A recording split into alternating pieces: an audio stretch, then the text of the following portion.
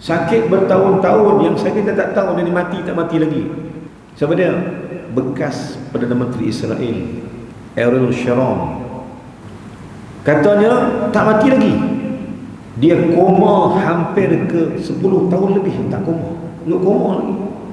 Dan tahu cerita dia mati tak mati, Allah Alam. Tapi doktor kata, baru doktor kata, bila dia koma, ususnya membusuk. Bila usus dia busuk, ulang-ulang. Jasad dia membusuk, mati tak juga. Terpaksa doktor ambil ubat, cucuk ubat untuk bagi kuman itu tak merebak ke seluruh tubuh dia. Mereput tak tereput, mati dah, tapi dia reput. Azab daripada Allah Ta'ala.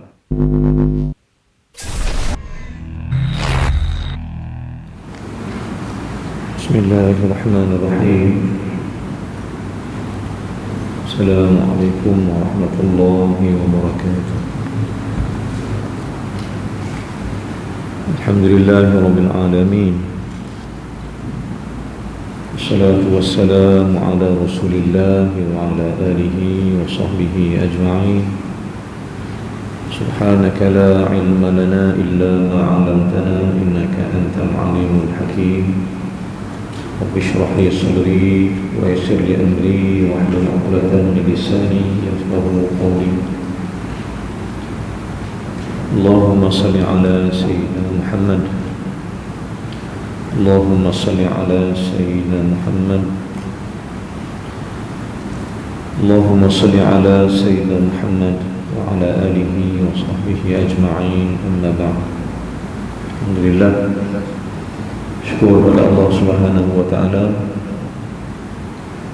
di atas pertemuan dan perjumpaan kita pada malam ini. Alhamdulillah, kerana Allah masih sudi meminjamkan dan memberikan lagi nyawanya kepada kita sekalian. Dan seperti mana yang mungkin tuan-tuan dah tahu, pada hari ini kita kehilangan beberapa orang daripada sahabat-sahabat. Hari ini kita diberitakan kembali ke rahmatullah guru kita, kawan saya juga, almarhum Syekh Husni Ginting Al-Azhari rahimahullah subhanahu wa ta'ala pagi tadi di rumahnya di Indonesia sana. Hari ini juga kita kehilangan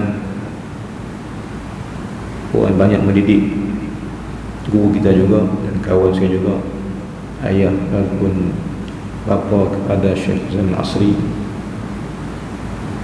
Dan pihak saya juga, hari ini saya terima berita sedih juga sebab kematian sahabat sekampung,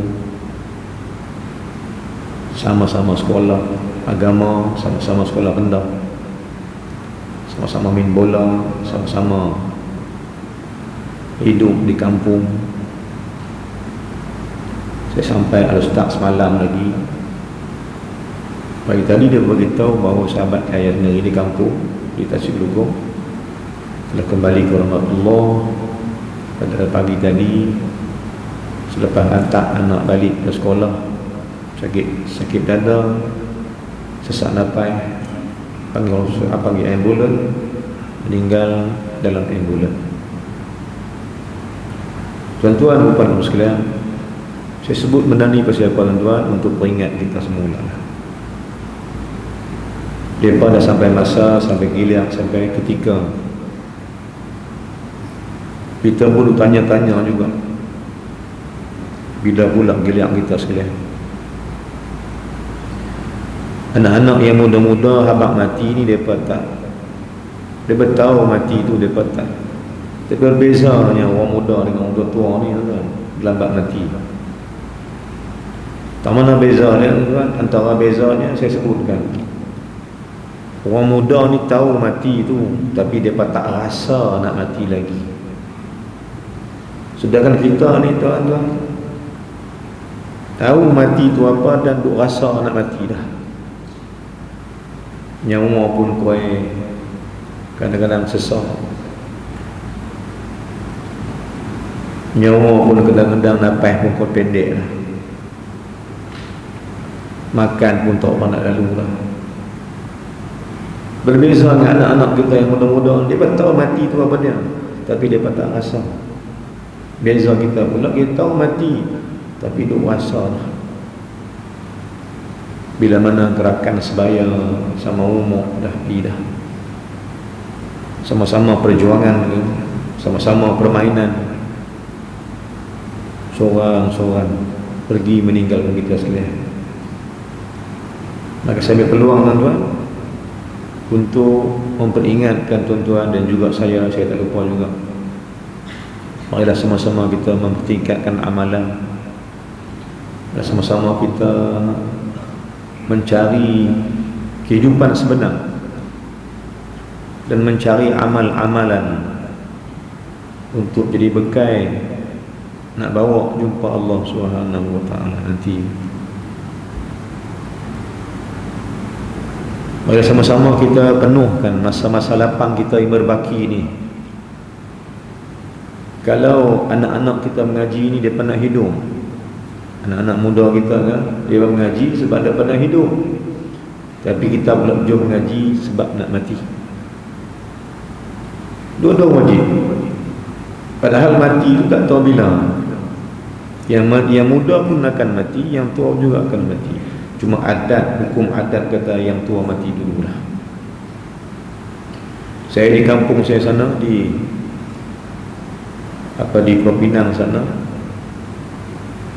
ada satu peristiwa, yakni mak dia umur 80, anak dia 4 orang, 5 orang dengan seorang perempuan.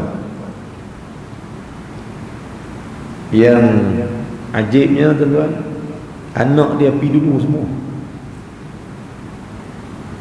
Meninggal yang anak yang sulung, yang kedua, yang ketiga, yang keempat. Yang terakhir ni katanya yang bungsu tu meninggal juga. Tapi tuan-tuan, mak dia masih ada lagi. Hari dia mati, mak dia kata tengok ayat An-Ta'bi, dia kata apa? Mak ingatkan mak nak pergi dulu. Rupanya hampa semua pergi dulu tinggal mak. Inilah kehidupan dan kehidupan yang ajal kita hanya pada Allah Ta'ala. Allah saja berkuasa mengetahui. Kemudian yang keduanya tuan-tuan, ramai juga yang minta panjang umur. Bila hari jadi, bila birthday, Aid Milad, ramailah hantar ucapan semoga panjang umur, mudah rezeki. Tu je nak cakap pun, panjang umur berrezeki, panjang umur berrezeki.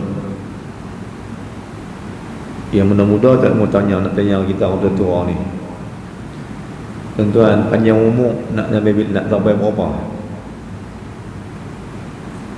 Kalau minta panjang umur nak sampai berapa tahun? Lah dah 50, kalau saya sini dah 50 lebih.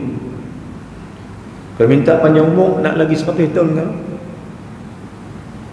Nak minta panjang umur berapa lagi tuan-tuan? Kalau saya 50 tu tuan-tuan mungkin dah lebih. Yang 60, 70. Kalau minta panjang umur, sampai berapa lagi nak panjang? Dan hari Selasa baru ni juga, ini hari Jumaat, Khamis, Rabu, Selasa, hari yang ketiga lah, saya kehilangan mak saudara saya yang seorang-seorang, satu-satunya masih tinggal lagi, baru meninggal hari Selasa baru ni. Mak saudara, yakni kakak kepada mak, kak ipar mak sendiri. Mak pun meninggal dah, ni mak nakan pula meninggal. Dia pernah kata ke saya, mak saudara saya ni umur 80 tahun tapi masih sihat. Dia pernah kata ke saya, dia kata mak ngah, kalau mak ngah nak meninggal, mak ngah tak mau sakit lama-lama. Kalau boleh nak minta Allah Ta'ala ni, kalau bagi mati ni segera.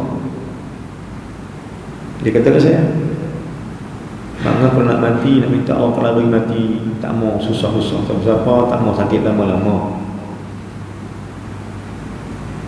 Umur 80. Harapan dia Allah makabulkan.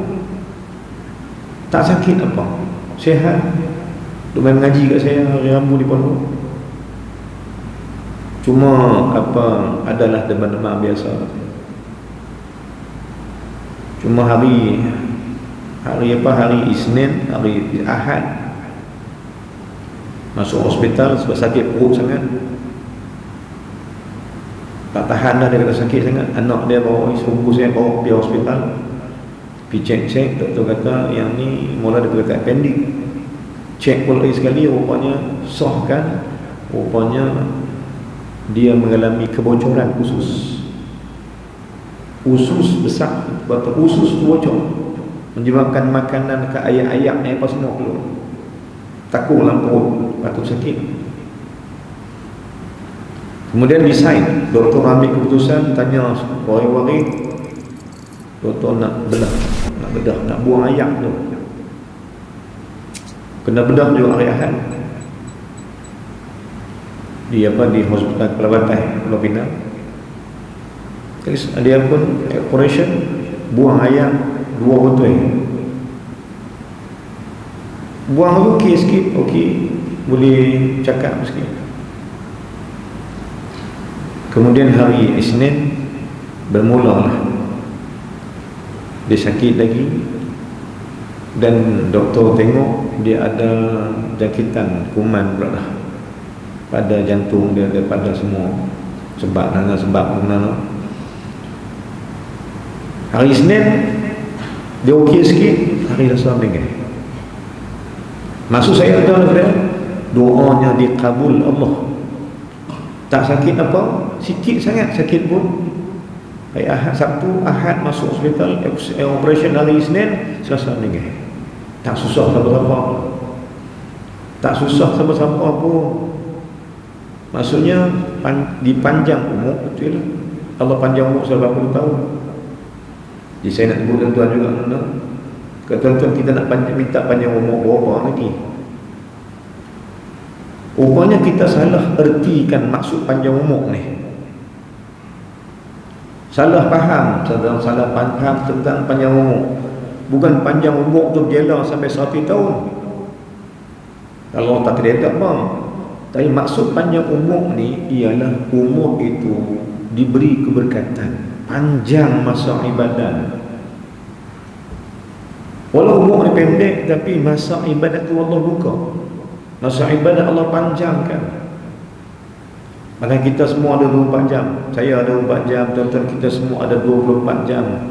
Tapi faham tuan-tuan, ada orang yang dan ibadat, ada orang apa tak buat.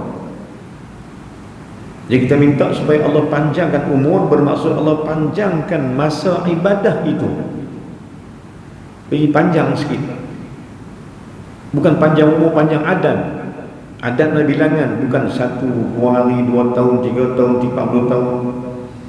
Bukan takat yang tu. Panjang umur bermaksud panjang masa untuk ibadat pada Allah. Dan hari ini pun sama tuan, Allah masih panjangkan usia kita lagi, Allah masih panjangkan umur kita lagi. Untuk apa? Untuk kata Imam Ghazali, untuk kembali bertaubat kepada Allah. Ini sebenarnya panjang umur kita tuan. Allah beri peluang, umur yang berbaki ni, umur yang ada ni, Allah beri peluang nak bertaubat. Cara jalan-jalan untuk sembah Allah dan mengakui kesilapan yang dulu. Sebab ni Allah panjangkan usia kita. Di ketika kawan-kawan, guru, sahabat-sahabat, orang kampung, sama-sama kita sendiri, ramai yang telah kembali kepada Allah Subhanahu wa taala. Dan saya faham juga anda, saya faham juga. Di sebelah kanan saya, di sebelah kiri dan tuan ni ada kubur. Ramai dia balik kita di situ. Yang dulunya mereka sama-sama main sembahyang kita di masjid ni. Masjid lama dulu ke masjid baru ni ke. Mereka sama-sama main solat yang kita sama-sama mengaji, sama-sama ibadat di masjid ni. Tapi hari dia pergi mana? Daripada sebelah sana. Mereka berada di bawah sana, di bawah tanah sana. Kena sampai masa untuk kembali pada Allah Ta'ala. Bagi pihak saya, jom kita syukur pada Allah Subhanahu Wa Ta'ala kerana Allah masih sudi panjangkan umur kita. Semata-mata untuk kita kembali balik. Kembali apa tuan? Kembali bertobat pada Allah. Kembalikan diri, buat amal soleh balik. Kembalikan diri untuk sentiasa bersedia beramal dengan amal yang soleh. Kalau firman Allah Subhanahu wa taala ayat penghabis surah Al-Kahfi, apa ayat dia tuan? Ayat 110 surah Al-Kahfi. Allah katakan, "Faman kana yarju liqa'a rabbih." Yang kita baca mana? "Faman kana yarju liqa'a rabbih." Barang siapa yang harap nak jumpa aku dalam keadaan baik, kata Allah, sampai harapkan jumpa aku buat baik kat dia. Sampai harapkan dia mati esok, aku layan dia dengan layan yang terbaik, layan rahmat. Faman kana yarju, barang siapa yang mengharapkan, yarju, mengharapkan mereka itu, liqa'a rabbih, bertemu Tuhannya, maksudnya bertemu dengan keadaan baik. Allah redha, Allah sayang, Allah suka. Siapa harap begitu, Allah kata padanya kena ada dua benda. Siapa harapkan Allah terima dia hari kematian dia, hendaklah dia buat dua benda. Pertama apa dia? Falyamal 'amalan shalihan. Hendaklah dia beramal dengan amal yang soleh. Terus kata kau dah terus kat dia, cara jalan amal soleh dah tak? Bukan cara dah nak cari dah, kita duk cari nak bagi amal soleh saja. Kita nak cari jalan nak bagi amal kita makin soleh. Dan yang kedua, pada nak persediaan mati sebelum jumpa Allah, kita nak pastikan amal kita amal soleh. Yang keduanya, syarat kedua nak jumpa Allah, wala yusyrik bi'ibadati rabbih ahada. Bersedialah hampa jangan syirikkan aku, jangan cari pasal syirik dengan aku, kata Allah Subhanahu wa taala, dengan sesuatu pun. Ini dua prasyarat untuk kita kembali balik pada Allah, berjumpa dengan Allah Subhanahu wa taala. Maka amal soleh kita, amal soleh kita buat ini takkan jadi soleh kalaulah amal ini tak ada ilmu, tak jadi soleh. Kalau amal ini niat tak betul, tak jadi soleh. Dan amal ini tak jadi soleh kalau tak ada sabar, kata ulama. Tiga benda besar yang menjadikan amal ni amal soleh. Saya sebut dalam kuliah saya yang lain, yang disunting balik atau disusun dalam YouTube yang sebelum ni. Tiga benda jadi amal soleh. Syarat amal soleh: pertama, ilmu semasa beramal. Yang kedua, niat yang bersih, niat yang ikhlas masa beramal, maka jadi amal soleh. Dan ketiga, bersabar ketika malah beramal, jadilah amal ni amal soleh. Tuan-tuan dan muslim, kita baca kitab malam ni insya-Allah. Baik, tajuk kita bincang sebelum ni, kita sambung balik hari malam ni insya-Allah pada muka surat yang ketiga atau yang kedua, yang ketiga daripada kitab kita, Tajul Arus. Kitab untuk kita bincangkan tentang apa tuan? Tentang hal-hal berkaitan dengan kita untuk menghadap Allah Subhanahu wa taala.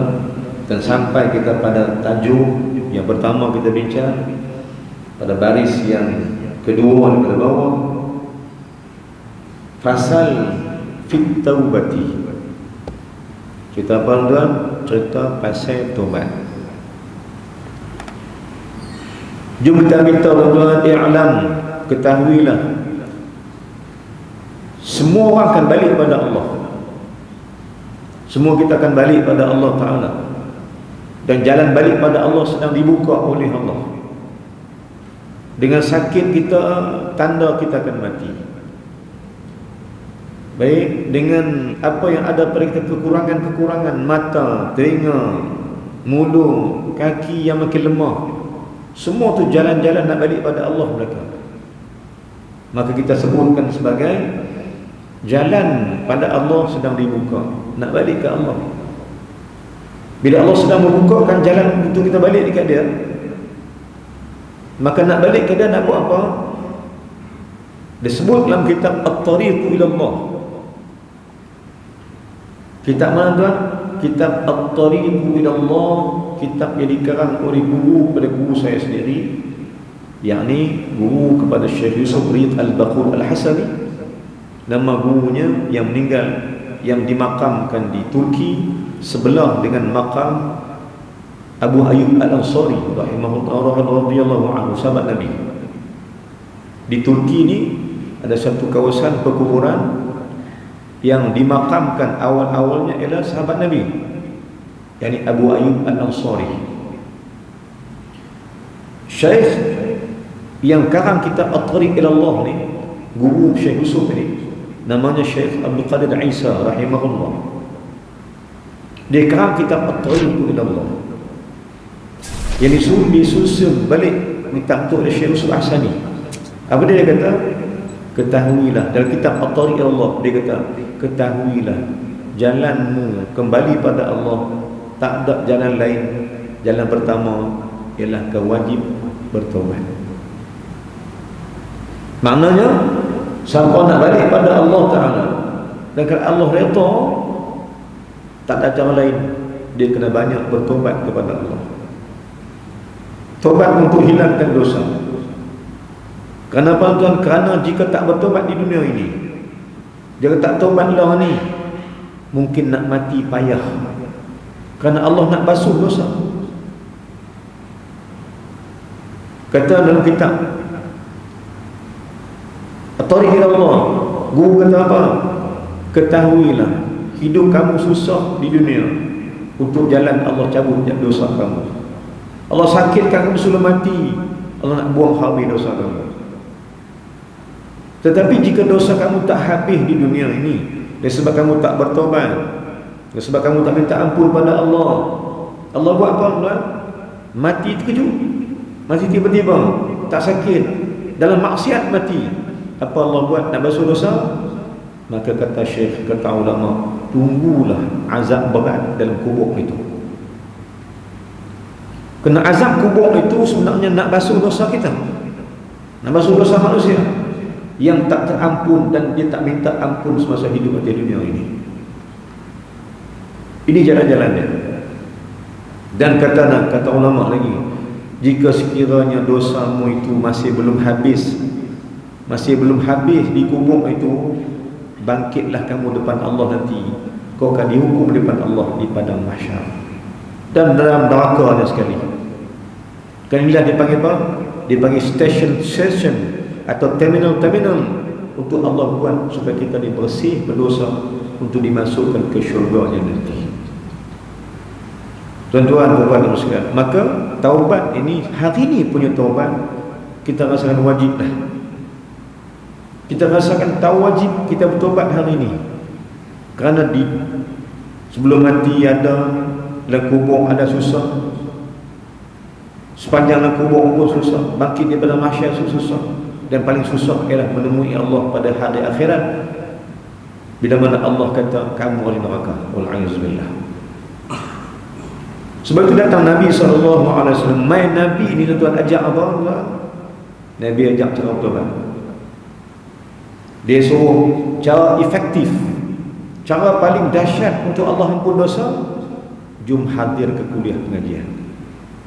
Seperti mana saya sebut selalu, kerana di sini ada malaikat yang Allah tugaskan minta ampun dosa kita ini, supaya Allah ampun dosa.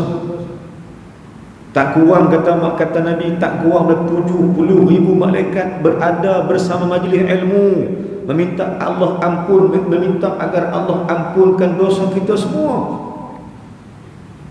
Tak mau juga terpulang, tak mau juga terpulang, tak mau bantuan, tak mau Allah ampun dosa. Maka tunggulah saat mati supaya kerana azab Allah Ta'ala. Kadang-kadang sakit sampai bertahun-tahun. Wal'iyadzubillah. Sakit bertahun, sakit mati tak juga. Contoh terdekat yang dia terima, tuan. Sakit bertahun-tahun, yang sakit kita tak tahu dia mati tak mati lagi. Siapa dia? Bekas Perdana Menteri Israel, Ariel Sharon. Katanya tak mati lagi. Dia koma hampir ke 10 tahun lebih tak koma. Duduk koma lagi. Dan tahu cerita dia mati tak mati Allahu a'lam. Tapi doktor kata, bapa doktor kata, bila dia koma ususnya membusuk. Bila usus dia busuk, keluar ulat. Jasad dia membusuk, mati tak juga. Terpaksa doktor ambil ubat, cucuk ubat untuk bagi kuman itu tak merebak ke seluruh tubuh dia, mereput tak tereput, mati dah tapi dia reput. Azab daripada Allah Ta'ala. Kenapa? Kerana kejahatan dia membunuh orang Islam Palestin. Azab itu contoh yang paling boleh saya bawa. Allah azabkan tak mati-mati, berpuluh tahun koma di hospital di Israel. Kenapa? Kerana Allah tak ampun dosa. Allah azab macam tu. Na'udzubillah. Kalau jadi kat orang Islam kita, na'udzubillah. Kalau gitu kita faham gitu apa. Jom cari jalan untuk minta Allah ampun dosa. Baik tuan-tuan dan sekalian, kita baca sebelum ni baris yang kedua pada bawah kitab kita. Saya cuba syarah hasil sikit tuan-tuan insya-Allah. Dan telah bersabda Nabi SAW, baris ketiga dan kedua pada bawah belakang kanan, telah bersabda Rasulullah SAW, inni la yagharun ala qalbi wa inni la astaghfirullah fil yawmi 70 marratin. Artinya bahawasanya aku saja ditutup atas hatiku, yakni dengan nur. Apa maksud hadis ni? Nabi kata apa? Nabi kata sesungguhnya hatiku Allah tutup dengan cahaya. Allah lengkungkan hati Nabi dengan cahaya supaya tak tembus masuk syaitan itu. Sebab itu tuan-tuan, saya batal balik kepada amalan yang mungkin tuan-tuan buat atau mungkin yang tuan-tuan tinggal. Apa dia amalan dia tuan-tuan? Kata Syekh Dad Fatani dalam kitab-kitab dia, juga guru kita Syekh Yusuf Hasani hafizahullah juga sebut, kalau kau nakkan cahaya, ingat balik benda ni yang kita bincang sebelum ni, kau nakkan cahaya tutup hati supaya tak tembus masuk syaitan, antaranya kau baca, kau wiridkan ialah doa nur. Allahumma ja'al fi qalbi nura. Doa tu, doa apa tuan? Doa nur. Allahumma ja'al fi qalbi nura wa fi basari nura wa fi sam'i nura wa fi yamini nura an yasari nura wa amami nura wa khalfi nura wa fawqi nura wa tahti nura waj'al li nura la ilaha illa anta. Itu berringkas. Doa apa tuan? Cari baik doa nur dibagi. Macam mana amal?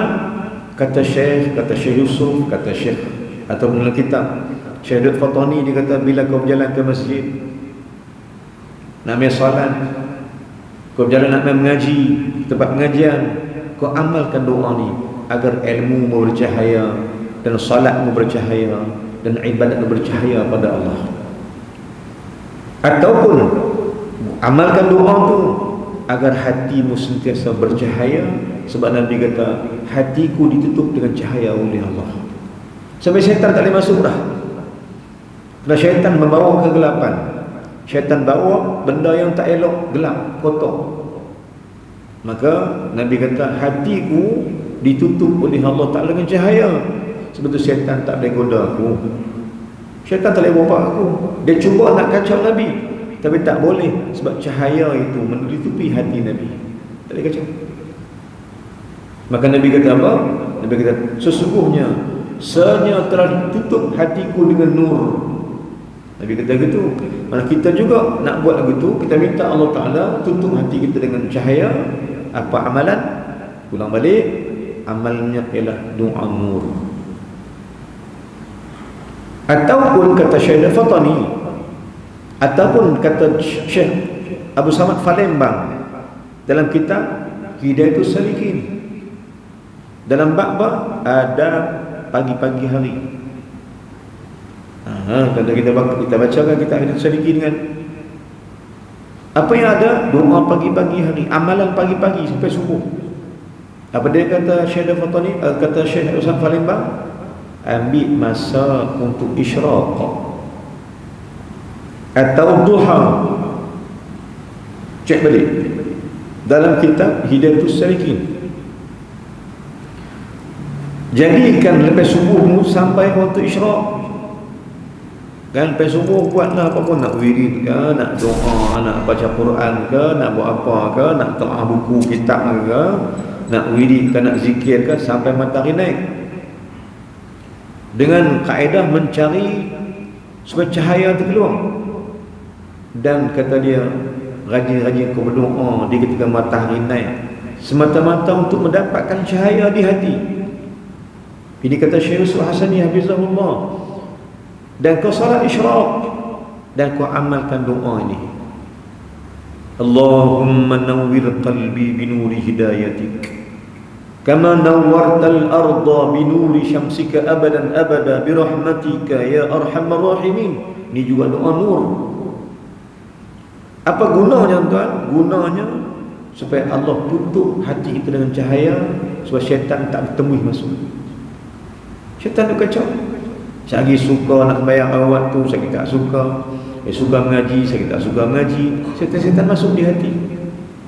Maka di antara dua amalan besar yang ditinggalkan oleh ulama-ulama kita, agar hati kita sentiasa ditutup oleh malaikat, oleh Allah Ta'ala, supaya hati kita tak dicerobohi oleh syaitan. Sebab Nabi kata apa? Hati aku juga syaitan nak masuk, tapi Allah tutup dia dengan cahaya nur. Kan? Inni la yaghanun ala qalbi. Aku juga hatiku ditutup oleh Allah. Dengan cahaya Allah tutup hati aku. Dan bila hatiku ada cahaya, kata Nabi, wa inni la astaghfirullah. Bila hatiku ada cahaya, Nabi kata, dan aku sentiasa beristighfar kepada Allah Ta'ala dalam setiap hari 70 marratin, 70 kali. Maknanya hadis ni apa? Maknanya orang yang hatinya ada cahaya, dia suka zikir. Mana gitu.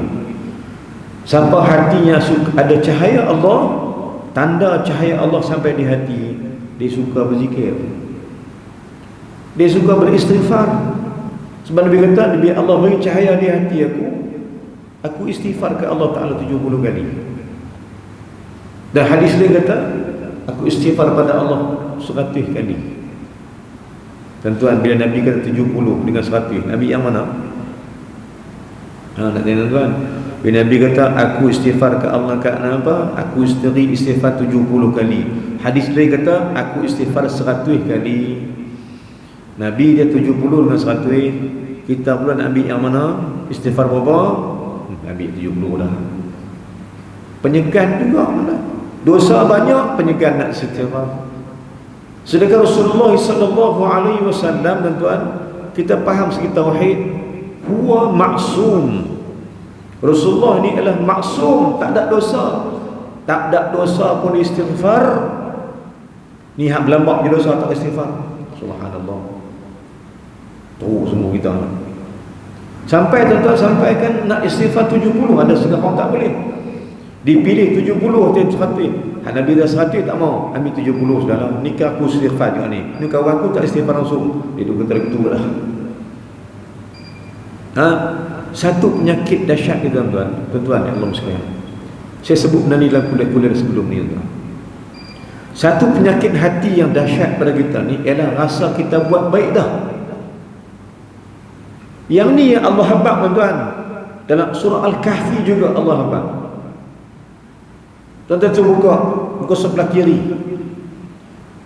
Muka surat 304 ayat 104 baris ke-6 pada atas belah kiri jumpa satu ayat pesan Allah Ta'ala. Cerita apa tuan? Cerita kita ni, manusia ni cukup cepat rasa puas hati. Tuan tengok ayat 104. Apa maksud dia? Maksud dia Allah kata ada orang yang tertipu dengan hidup dunia, sesat dengan hidup dunia ni.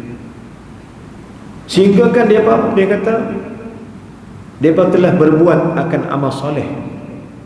Annahum yuhsinuna sun'a. Mereka rasa mereka buat baik dah. Semayang dah rasa baik dah. Dah, na'udzubillah min dzalik. Ya. Semayang dah cukup waktu, semayang rasa baik dah. Puasa cukup baik dah. Sedangkan tuan, banyak benda lagi yang masih kita tertinggal. Jadi penyakit hati kita ni Allah bang, sudah refer tengoklah, rujuk balik ayat 104 muka surat 304 belah kiri baris 6 pada atas surah Al-Kahfi. Satu amaran Allah Ta'ala kat kita sekalian, jangan cepat berasa puas hati dengan amal kita yang sikit ni. Sedangkan orang lain amal punya banyak, tak ada apa pun. Kita dah berasa kita lah orang paling bagus buat ibadat. Kita berasa kita yang paling bagus. Yuhsinuna sun'a. Mereka sangkakan mereka telah baik pada berbuat akan amal soleh. Amaran Allah Ta'ala. Jadi tuan yang Allah sekalian, kita ni pula bila ambil 70 dengan 100, kita ambil rendah. Sedangkan peluang dibuka oleh Allah untuk diperbanyak-banyakkan akan taubat itu. Baik tuan-tuan dan sekalian. Jadi yang Nabi kata apa? Aku ni hatiku ditutup dengan nur dan bahawasanya aku sesungguhnya istighfar Allah Ta'ala dalam sehari 70 kali. Nabi kata tu sehari 70. Sedangkan Nabi maksud ulama bahas bab ni. Ulama bahas bab ni. Bahawa bahas bab apa? Bab bahawa Rasulullah sallallahu alaihi wasallam maksum. Pasal apa dia beristighfar juga 1 kali atau 70 kali? Pasal apa? Pertama kata ulama, Nabi istighfar tu bukan tu diri dia. Sebab dia maksum. Dia tak ada dosa, tapi dia tak beristighfar. Maka ulama kata pertama istighfarnya pada Allah ialah kerana dia sentiasa nak berzikir pada Allah. Sudah istighfar. Mengapa Rasulullah berzikir juga 1 kali, 70 kali walaupun dia maksum? Pertama sebab Nabi suka berzikir. Yang kedua sebab Rasulullah ini dia bersuka dia 1 kali atau 70 kali kerana dia nak minta Allah ampun dosa kita. Dan yang ketiganya pasal apa dia istighfar banyak kali? Sebab dia nak mengajak kita macam mana nak hubung diri dengan Allah Ta'ala balik. Ni 3 benda utama kata ulama. Pasal apa Nabi SAW beristighfar kepada Allah Ta'ala. Sudah balik. Sebab pertama sebab Nabi suka berzikir.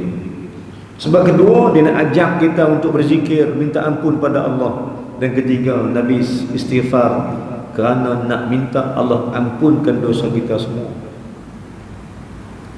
Dia impun dosa, dia impun zikir-zikir dia untuk Allah ampun dosa kita. Tapi bila Nabi sentiasa minta ampun dosa kita, tuan-tuan, kita pula malas selawat kat dia pula dah.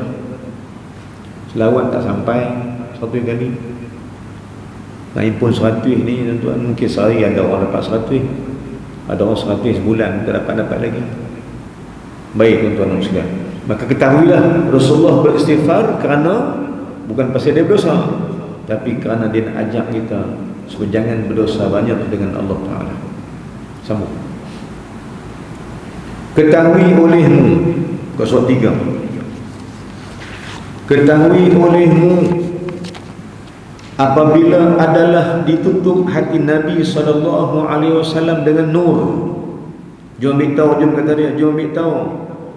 Bila Rasulullah SAW yang maksum itu, Allah tutup hati dia dengan cahaya, betapa hati kita sekalian. Allah tutup hati Nabi pasal kekasih dia. Kita pula, adakah hati kena tutup? Jawabnya, Allah tak tutup pun hati kita dengan cahaya. Kita kena cari jalan nak tutup hati kita juga. Jadi Nabi istighfar tadi kerana, dan Nabi membacakan doa-doa untuk hati dan sebagainya, supaya Allah tutup hati. Nabi ajak nak tutup hati supaya jangan masuk iblis. Kalau hati masuk iblis, habis. Bila hati masuk iblis, tuan, jadi apa? Tuan, saya tanya tuan, bila hati masuk iblis jadi apa? Bila hati masuk syaitan jadi apa? Jawapan dia, fi qulubihim marad fazadahumullahu marada. Kalau hati masuk iblis, hati masuk iblis dan syaitan, maka hati itu akan berpenyakit. Bila syaitan masuk ke hati, dia bawa penyakit. Macam ngelalat hurung makanan, bawa penyakit. Dia masuk dalam hati, bawa penyakit. Dan apa penyakitnya? Ini bukan masalah solat kan, orang solat tapi hati berpenyakit. Solat kuat, na'udzubillah min dzalik, kan? Ibadatnya mungkin kuat, tapi masalah hati ni. Bila syaitan masuk hati, bawa penyakit apa? Sebab itu tuan-tuan, ya Allah sekalian, nyata dalam alam realiti kita sekalian, kita tak mau salahkan orang solat tu, tapi nak nampak kata kalau kan tak kena gaya, masih ada penyakit dalam hati. Sebab itu tuan-tuan Allah sekalian, kita dapati ya, orang ibadat ni pun masih haja juga, benda tak kena dia. Tak mana tuan-tuan, mana? Baik, tengok mana. Bila Allah suruh sembahyang, sembahyang. Bila Allah suruh ibadat, ibadat. Bila Allah suruh puasa, puasa. Tapi bila Allah suruh jangan berkelahi, ikut tak? Bila Allah suruh jangan bermusuh, ikut tak? Dah. Allah sembahyang, suruh sembahyang, apa yang boleh sembahyang? Tapi Allah kata jangan bermusuh. Kelahi juga. Jangan tak tegur siapa. 3-4 hari, seminggu, sebulan tak tegur. Botol bau tak belah, orang kata botol bau tak tegur. Sama-sama solat, tapi jadi masa muka ni pasal apa? Kerana hati masuk iblis. Banyak hati orang sembahyang khianat. Banyak hati yang ibadat ni bermusuhan, dengki. Orang solat, orang ibadat, tapi dengki. Tuan-tuan, apa-apa manusia. Inilah akibat jika sekiranya hati ini masuk iblis. Maka gambaran luar dia baik, tapi dalam laman hati dia penuh dengan penyakit-penyakit. Riya, nujub, sum'ah, sombong, khianat, dendam, ya, musuhan, nak musuh, rasa tak sonok dengan orang, tak sonok dengan ni, rasa apa, cemburu, rasa dengki. Inilah penyakit hati. Dan Syekh Sa'aduddin Murad, guru juga, guru Syekh saya juga, Syekh Sa'aduddin Murad rahimahullah ta'ala, karang juga kitab ni tentang bicara tentang penyakit hati. Kata dia, penyakit hati manusia itu tak kurang daripada 200 penyakit. Hadut sarah dalam hati kita ni bukan sikit, tuan-tuan, buat musuh. Sebab itu tuan-tuan, kita ulang balik, bila Nabi Allah tutup hati dia, hati kita Allah tak tutup. Wajib cari jalan tutup hati kita ini supaya tak masuk yang iblis dan bersarang penyakit-penyakit buruk-buruk dalam hati. Tuan-tuan, puan-puan sekalian, sambunglah. Apa kata ulama, ketahui olehmu apabila adalah ditutup hati Nabi SAW dengan nur, dan minta ampun ia kepada Allah, ia tu ia Nabi, dan minta ampun Nabi kepada Allah Ta'ala 70 kali, dan maha suci ia daripada dosa. Nabi ni tuan-tuan suci ia daripada dosa. Maka betapa pula hal hamba yang ditutup hatinya dengan gelap sebab memperbuat ia akan dosa. Kata ulama, Nabi Allah tutup hati dia dengan cahaya. Hati dia tak kotor, tapi pun tetap istighfar juga 70 kali, tetap istighfar juga 100 kali. Betapa pula kita ni tuan-tuan, penuh dengan maksiat. Bila diri bermaksiat, hati gelap dengan dosa. Inilah tak rasa apa? Tak rasa kelezatan ibadat. Sembahyang tuan, tapi kita percaya balik. Tuan-tuan saya pernah sebut, mungkin saya pernah sebut, tuan-tuan juga pernah rasa Allah ni sayang kita, dan Allah pernah beri kat kita sekali solat yang paling sedap.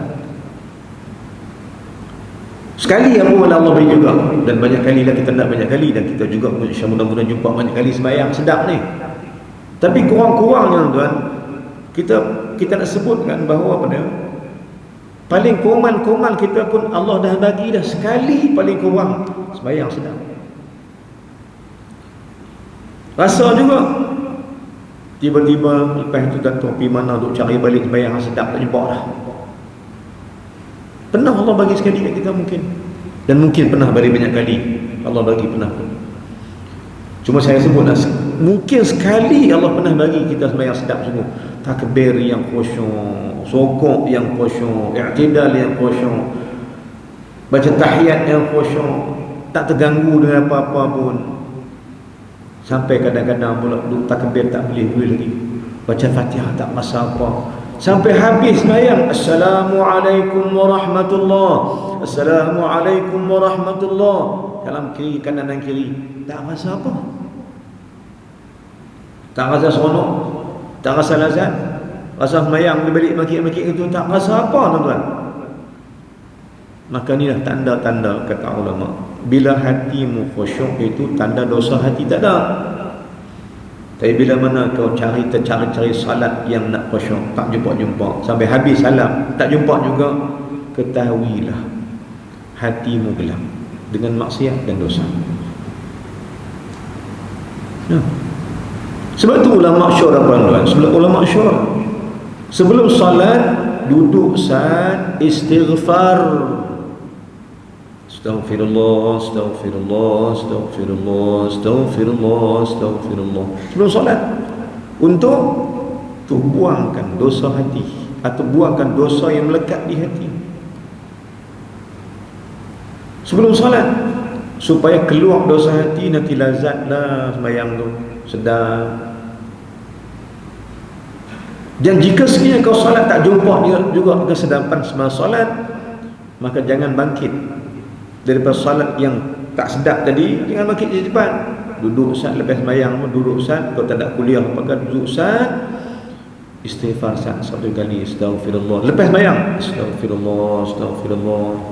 Sebab hati kita dan diri kita cukup cepat terasa tuan-tuan. Kita boleh rasa sembahyang kita liling mana. Hak tadi maghrib rasa guna maghrib, ada hak merapu melelong macam tak ingat apa, rokok tidak sujud bagi salam habis. Ada yang takbir Allahu Akbar, dia rasa sebab, rasa tentram, rasa macam-macam di hati dia mes macam dalam hati, Allahu Akbar, sedih, nak teriak. Ada tuan-tuan saya tanya tuan sekali, dari saya juga saya tanya, pernah tak tuan-tuan sembahyang sekali salat, sekali je keluar air mata? Pernah tak? Kalau pernah, alhamdulillah. Kalau tak pernah, istighfar banyak-banyak kepada Allah supaya Allah buang dosa hati. Kalau tak ada, jangan buat tak apa saja. Cari juga solat yang khusyuk, yang menangis ni. Bukan menangis sampai tersesak tak, menangis sampai keluar air mata, kenyih sikit, sebab sedih mengenangkan dosa dan sebagainya kan. Kalau tak jumpa juga solat lagi tu, buatlah istighfar banyak-banyak. So timbul hati yang bersih, timbullah rasa insaf. Solat yang lazat datang daripada hati yang bersih. Maka apa dia ulama kata tuan? Apa ulama kata? Jika Rasulullah itu beristighfar 70 kali, minta Allah ampun dosa dia juga, walaupun dia bersih, walaupun dia suci, maka betapa pula hal hamba kita ni selalah hamba. Apa hal hamba ni? Hamba yang ditutup hatinya. Kita ni hati kita tutup dengan gelap sebab memperbuat ia akan dosa maksiat. Kita rajin buat dosa. Dosa mata, dosa telinga, dosa mulut. Kata Mazali kata 7 anggota. 7 anggota yang kita buat sebenarnya membuka atau menutupkan pintu neraka. 7 pintu neraka terbuka dengan 7 anggota, dan 7 pintu syurga juga terbuka dengan 7 anggota kita.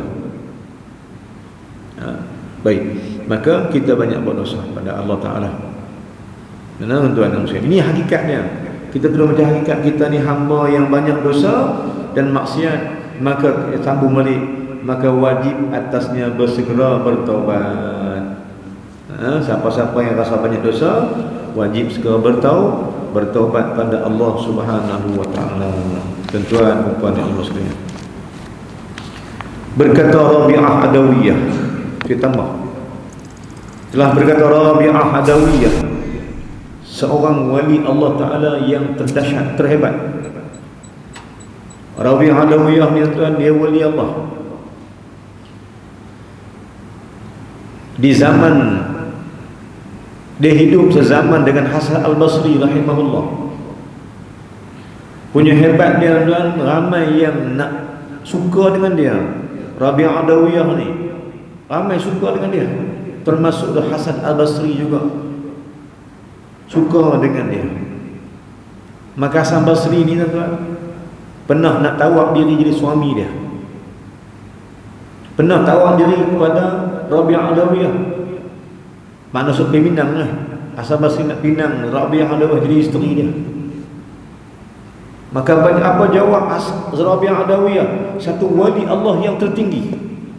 Yang kata ulama-ulama, wali dia seorang, 10 lelaki-lelaki tak lawan dia juga.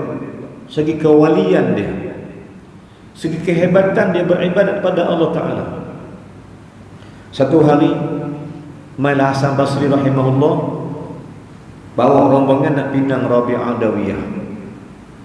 Rabi'ah Adawiyah kata, wahai Hasan Basri, hang ni pakar fiqh, hang ni terak lah, fiqh semua hang terak. Maka aku tanya hang soalan. Hasan Basri tanya apa? Kata Rabi'ah Adawiyah, apa hukum seorang perempuan yang dah berkahwin dipinang orang? Hasan Basri kata, haram. Mana boleh menikah orang dah menikah dah, mana boleh pinang orang yang dah menikah. Maka dia kata, haram atasmu pinang aku, kerana aku milik Allah Subhanahu wa ta'ala. Aku bukan milik hang, aku milik Allah. Aku hanya cinta pada Allah Ta'ala saja. Aku tak mau orang lain dengan aku nak Allah. Hasan Basri kata, kalau gitu aku tak boleh buat apa. Kau betul kau milik Allah, maka aku serahkan kepada Allah Ta'ala. Tak kahwin dia. Rabi'ah Adawiyah tak jadi kahwin, tak kahwin dengan Hasan Basri, sebab dia kata dia, aku milik Allah, aku serahkan diri kepada Allah Ta'ala, aku tak serah diri kepada makhluk. Maka jangan pinang aku, kerana aku hak Allah. Itu kalam-kalam orang-orang yang ada hubungan baik dengan Allah. Baik, Rabi'ah Adawiyah kata apa dalam kata-kata dia? Kata Rabi'ah Adawiyah, taubat kamu memerlukan istighfar yang banyak. Rabi'ah Adawiyah hamba kata, taubat kita ni untuk siapa yang rajin nak bertaubat. Siapa-siapa nak bertaubat perlu istighfar yang banyak. Ataupun kita kata istighfar banyak tu perlu bagi orang yang nak bertaubat pada Allah. Maka saya tanya balik, tuan-tuan, hari ini kita istighfar berapa kali? Rasa-rasanya tuan-tuan bukan 100 kali macam Nabi lah. Rasa-rasanya taubat kita ni kena pi 1000 kali istighfar sehari. Kena pi jumlah tu, sebab kita banyak dosa. Wajiblah kita rasa kita banyak dosa, dan wajiblah kita bertobat pada Allah Subhanahu wa ta'ala. Istighfar yang banyak, kata Rabi'atul Adawiyah. Kata dia, pada ulang balik, kata dia, taubat kamu memerlukan istighfar yang banyak. Maka jika taubat kamu, istighfar kamu dengan lidah, sedangkan hati berniat mengulanginya, maka taubat kamu itu dusta. Taubat kamu perlu tahu istighfar banyak. Sebab mulut bertaubat, hati tak mau, yang tu pemohong. Kan taubat sebenar wajib bermula dengan hati. Kemudian kata dia apa dia? Taubat sebenar kena mula dengan hati, yakni menyesal dengan hati. Taubat sebenar kata Rabi' Adawi yang pertama, taubat sebenar itu menyesal dengan hati. Yang kedua, ucap dengan lidah. Dan ketiga, niat takkan ulang lagi benda tu, baru taubat itu dia panggil taubat. 3 benda kata Rabi' Adawi. Ulang balik. Kalau taubat ni tak lekat hati, duk mengikut atas mulutnya, istighfar astaghfirullah, astaghfirullah, astaghfirullah, lalu kat lidahnya, hati tak rasa apa, tu tak taubat, tu pemohong. Kerana taubat kita perlu 3 benda kata Rabi' Adawiyah. Taubat kamu perlu 3 benda. Pertama, niat dengan hati nak taubat, nak berhenti daripada kejahatan. Yang kedua, taubat dengan lidah, astaghfirullah, astaghfirullah, astaghfirullah, astaghfirullah. Dan ketiga, apa dia ketiga? Duk kata takkan ulang lagi dah, takkan ulang lagi perkara itu. Maka ketiga-tiga ni barulah dipanggil apa? Dia panggil taubat yang sebenar. Menyesal dengan hati, istighfar dengan lidah, niat takkan ulang lagi kesilapan itu.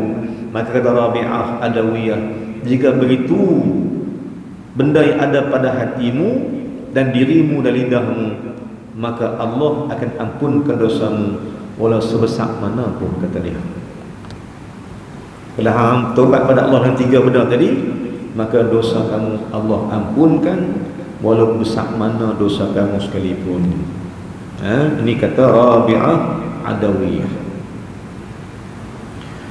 Tuan-tuan perkara sekalian, bab ni juga dalam bab taubat ni juga, saya nak bawa satu hadis Nabi SAW dalam kitab Tanbihul Ghafilin. Dalam satu hadis Nabi SAW, Nabi kata apa? At-taubatu mu'allaqatun fil hawa tunadi al-laila wan-nahar wa la taftaru man yuqabbiluni la yu'adzibu fa wad-dahr. Maksudnya apa dia, tuan? Saya baca sekat hadis dia. Kata Nabi SAW, mafhum dia, taubat itu tergantung di langit. Nabi kata taubat itu bergantung di langit dan bumi. Taubat itu bergantung di atas langit dan bumi. Dan setiap malam, Nabi kata, setiap malam, tunadi laili wan nahar, dan setiap hari dan setiap malam dia menyeru kepada kita sekalian. Taubat kata kita, wahai manusia, jangan kau tertipu dengan amal-amal yang kau buat atas dunia ini. Sesiapa yang bertaubat akan diterima Allah, dan barang siapa yang diterima Allah dan taubatnya, nescaya tidak akan diazabkan orang itu sepanjang daripada terbit matahari sampai terbenam. Maknanya tuan, taubat ni disuruh kita hari-hari. Taubat ni dipanggil kita untuk bertaubat setiap malam, setiap hari. Taubatlah ke aku, ke Allah kata taubat. Taubat kata kita, bertaubatlah kamu pada Allah wahai manusia sekalian. Kerana barang siapa yang terima taubatnya, maka dia tidak akan Allah azabkan sepanjang hari itu. Azab Allah ni banyak. Azab Allah banyak, tuan-tuan. Yang paling rendah apa dia? Azab Allah yang paling rendah, kata Nabi SAW hadis, azab yang paling rendah ialah Allah bagi alham. Siapa-siapa rajin meninggalkan zikir, kata Nabi SAW, siapa tinggalkan istighfar, siapa tinggalkan la ilaha illallah, zikir itu siapa tinggalkan, akan mai kat dia satu benda, Allah azab dia dengan satu perkara, yakni hatinya susah. Hati tak seronok, boleh makan tak seronok, boleh minum tak seronok, tidur tak seronok, rumah ada aircon tak seronok, duit banyak tak seronok.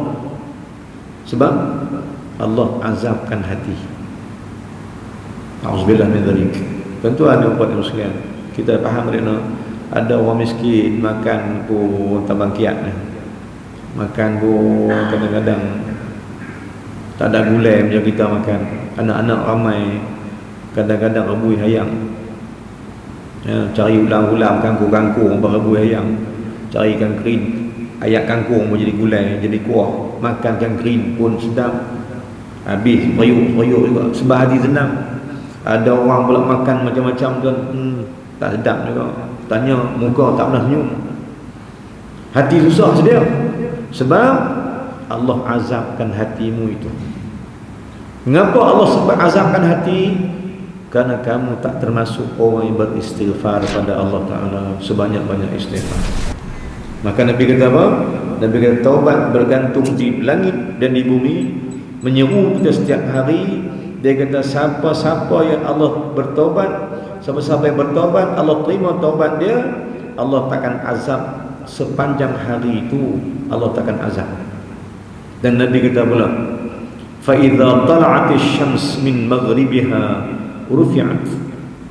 Apabila matahari terbit daripada sebelah barat, maka tidak akan diterima taubat itu lagi. Terangkat taubat seluruh.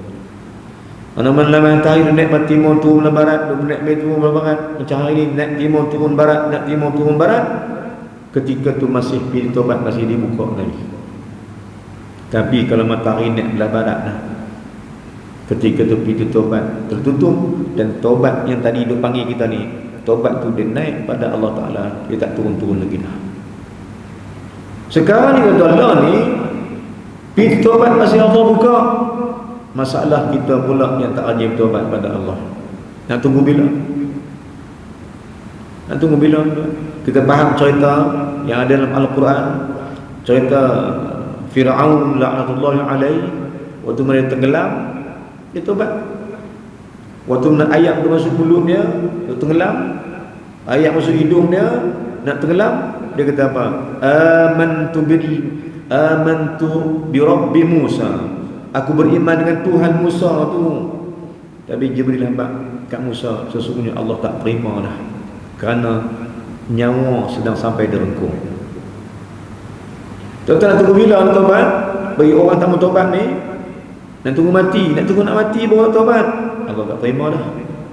Sebab itu peluang Allah buka lagi, peluang untuk Allah bukakan, Allah bukakan jalan untuk taubat masih dibuka lagi oleh Allah Subhanahu wa taala.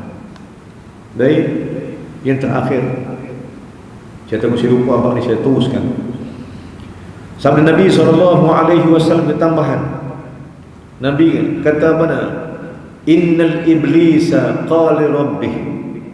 Nabi kata iblis berkata pada Tuhannya, bi'izzatika wa jalalika la abrahu ughwiya ibn adam ma damatil arwahu fihim. Iblis kata, Nabi kata sesungguhnya iblis telah bersumpah pada Allah Subhanahu wa taala, kata dia, demi kemuliaan dan keagunganmu ya Allah. Iblis kata, ya Allah, demi keagunganmu dan kemuliaanmu, aku takkan lepas anak Adam dengan tipu dayaku hingga dia mati dan roh terpisah berjasad.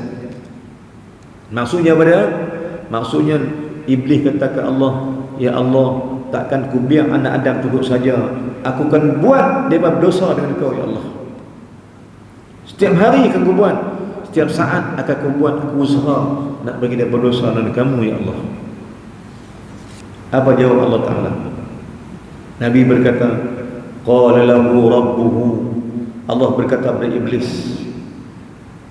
Iblis kata, aku kacau mereka sampai dia mati. Aku akan kacau mereka sampai dia mati dengan tidak bersembah menyembah engkau ya Allah. Kemudian bila iblis kata begitu, Allah kata ke iblis, qala lahu rabbuhu, berkata Allah kepada iblis, fa bi'izzati wa jalali, kata Allah, demi keagunganku dan kemuliaanku, la abrahu aghfiru lahum mastaghfiruni, Kata Allah Ta'ala, wahai iblis, demi kemuliaanku dan kebesaranku, hang kata begitu ke?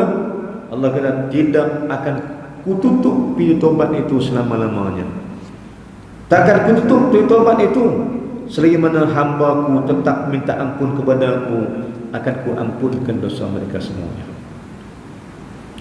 Bila malaikat, apabila iblis ingat kata begitu, dia kata, teruklah aku buat kerja. Tuan-tuan dan puan sekalian, sebelum saya berhenti, saya tanya tuan satu benda. Iblis ni bagus ke tak bagus? Tanya tuan, iblis bagus tak?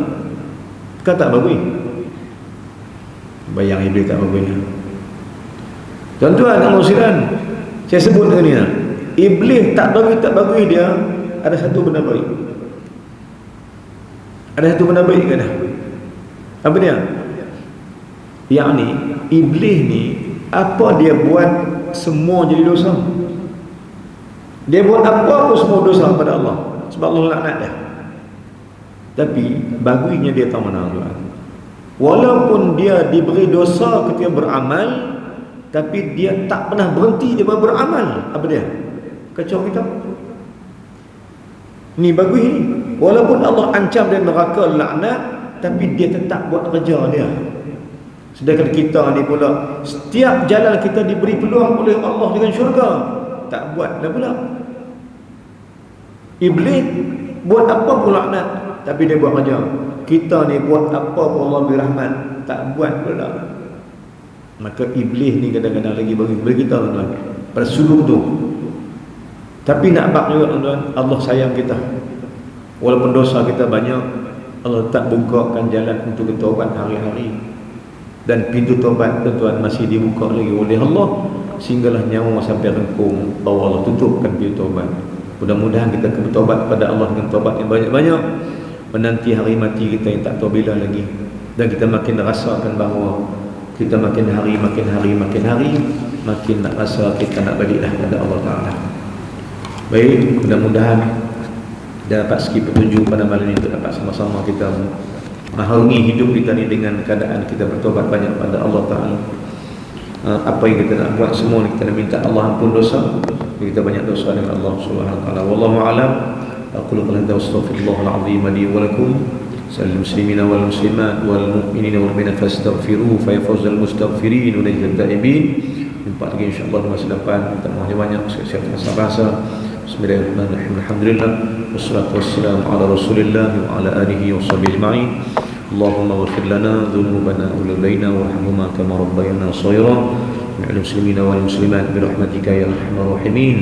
اللهم زدنا علما نافعا وعملا صالحا مقبولا. اللهم اجعلنا من الذين يستمعون القول فيتبعون احسنه. اللهم اجعل جمعنا هذا جمعا مرحوما وتفرقنا من بعده تفرقا معصوما. ربنا آتنا في الدنيا حسنه وفي الآخرة حسنه وقنا عذاب النار.